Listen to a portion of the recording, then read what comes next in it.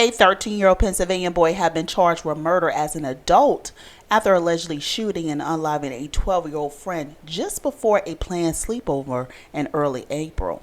Hey guys, it's Lady T. Welcome back to the channel. Oh, he's a great kid. I mean, probably the best kid I ever met. Kevin Quickle's stepson, 12-year-old Kain Heiland, was killed on April 1st. Love being there for his brothers, his family. I don't know. I miss him to death. He discharged a firearm into the back of Kain Heiland, causing his death. To charge anyone, let alone a 13-year-old, with third-degree murder, are taken with the utmost seriousness and care. York County District Attorney Dave Sunday says though Grove was charged as an adult, the office wants to place him in a juvenile detention facility. The third-degree murder charge carries up to 40 years in prison. Friends of the Heiland family were pushing for a first-degree murder charge, which requires intent to kill. It was plain as day. He went inside, grabbed the gun, came back out, and shot him as he walked away.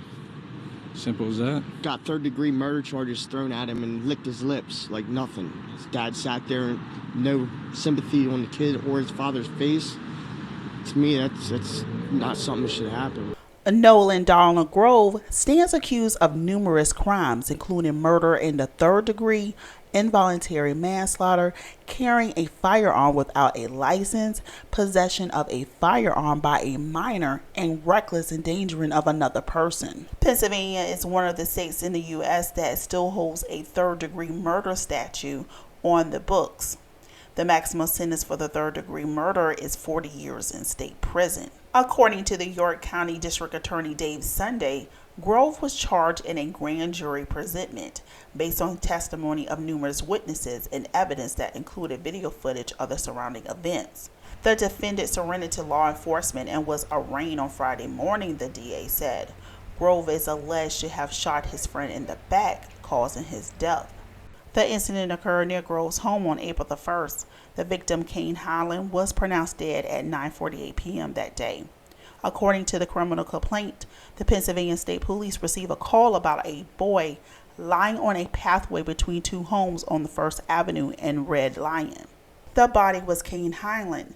Heiland, Grove, and a third friend had spent the afternoon and evening at Grove's house, and the three was planning to spend the night.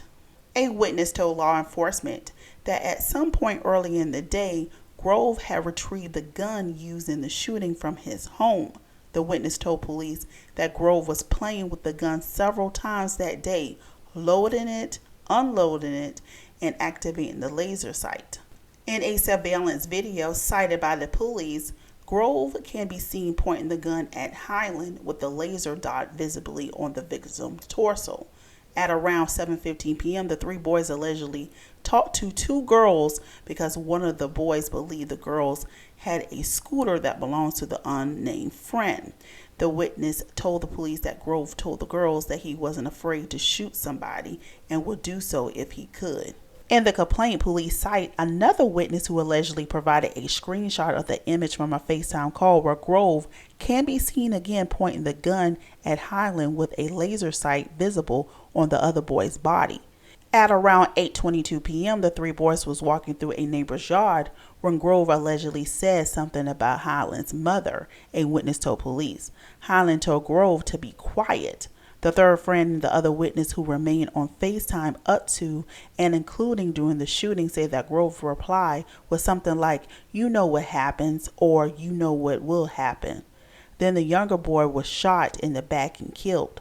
The third friend said that he ran home after the shooting and Grove followed him, the complaint says. The boy told police that he asked Grove why he shot Heiland, but received no response. Grove called his father after the shooting. The third friend told his parents about what happened and they reached out to law enforcement.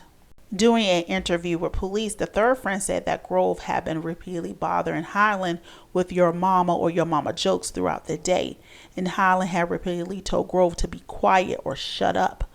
When questioned by police, Grove allegedly lied and said that he had been in the bedroom when he heard a gunshot. Investigators noted that he had also changed clothes and washed his hands.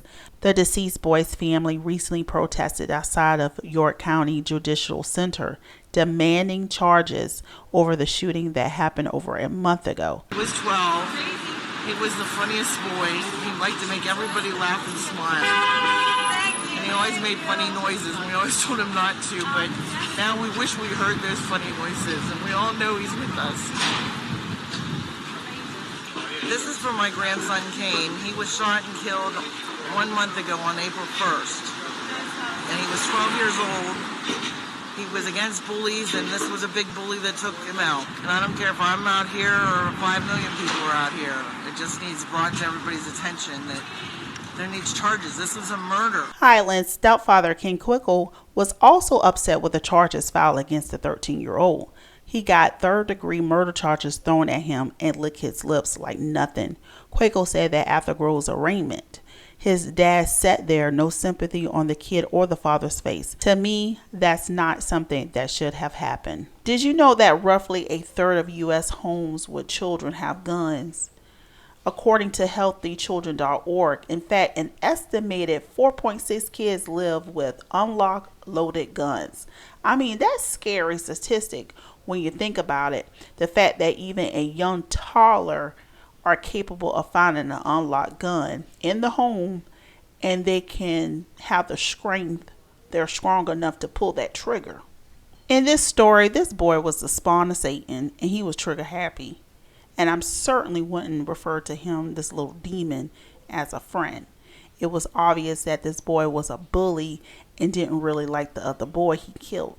I think he would have harmed the third friend, but he got away. And even with the witness statements, why on God's green earth did the little spawn of Satan remain free for a month? He probably was still going to school. He was doing little after school activities, playing outside like it's nothing that's going on with his life, while you have a family that's mourning and trying to seek justice for their 12-year-old family member. The little demon should have been charged with second-degree murder, and his dad charged with manslaughter for having an unsecured weapon that was accessible for a child. His parents should be charged as accessories, and that's period. Secure your weapons. Every time a child gets a hold of their parents' gun in these incidents like this, I wish the parents would be charged with negligent homicide. If you decide to keep guns in your home, be aware that many studies show that teaching kids about gun safety or not to touch a firearm if they find one is not enough. You can reduce the chances of children being injured, however, by following important safety rules. Safe gun storage. All guns in your home should be locked and unloaded with ammunition locked separately. Make sure children and teens can't get access to keys or combinations to the lock boxes or gun safes. And remember not to keep loaded, unloaded in the car as well, or anywhere else on the property either. Safety steps when using firearms. When using a gun for hunting or target practice, keep the safety catch in place until you are ready to fire it. Before setting the gun down, always unload it. As much as a child may want to take turns shooting, it is not a good idea. No matter how much instructions you may give about how safely to shoot a gun, children are not capable or responsible enough to handle a potential lethal weapon. Add this question to your playdate checklist. Even if you don't have guns in your own home, ask about the guns and safe storage at other homes they visit.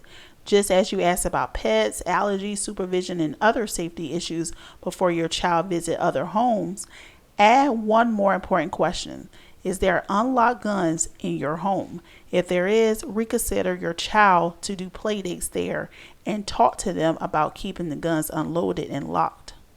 And lastly, talk to your children about guns. Remind your kids if they ever come across a gun, they must always stay away from it and tell you immediately. All right, guys, I want to hear your thoughts on this story. So let's continue the conversation in the comment section. And as always, make sure to like the video, subscribe to the channel, hit the notification bell so you never miss an upload.